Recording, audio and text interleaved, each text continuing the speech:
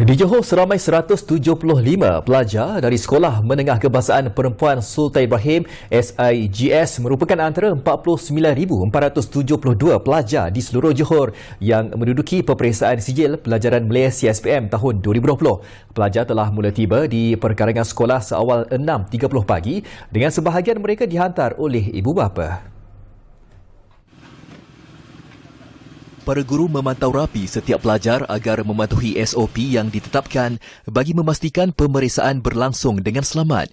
Pemantauan itu turut disertai oleh Pengerusi Kumpulan Penggerak Ibu Bapa, Komuniti dan Swasta KPIKS Johor, Datuk Yahya Jaafar. Beliau yakin perjalanan peperiksaan akan berjalan lancar tanpa sebarang masalah kerana persediaan rapi telah dibuat. Kita takut nanti kalau ada kluster baru berlaku kerana SPM ni akan menjejaskan lagi pelajar-pelajar lain. Sebab tu dari segi SOP memang amat ketat. Sekolah-sekolah telah melakukan sanitasi bagi beri keyakinan pada ibu bapa dan anak untuk menghantar ke sekolah, dan pihak-pihak sekolah juga menyediakan hand sanitizer, kelengkapan SOP jadi untuk menjaga mengelakkan segala perkara yang tidak mahu berlaku di sekolah. Selain itu, salah seorang ibu kepada calon SPM 2020 juga mengatakan bahawa tahun lalu cukup mencabar untuk pelajar SPM belajar dalam suasana norma baharu. Semoga segala kekangan ini dapat memberikan satu suntikan semangat kepada pelajar-pelajar di Malaysia untuk mengambil peperiksaan SPM, iaitu klimaks kepada pembelajaran di sekolah menengah. Dan semoga pelajar-pelajar ini mendapat keputusan cemerlang, di mana ia adalah sebenarnya tiket untuk kita masuk ke institusi pengajian tinggi.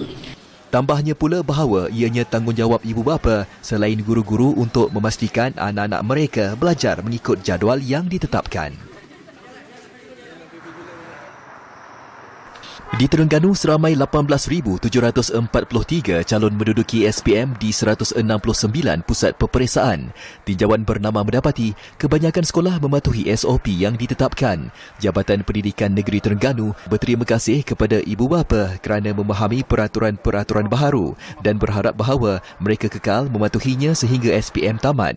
Bagi ibu bapa yang mempunyai anak mereka yang tinggal di asrama juga, dinasihatkan supaya tidak bimbang dengan keselamatan dan kebajikan anak masing-masing. Ini kerana pihak pengurusan sekolah telah menyediakan segala keperluan dari semua aspek sepanjang tempoh peperiksaan SPM berlangsung.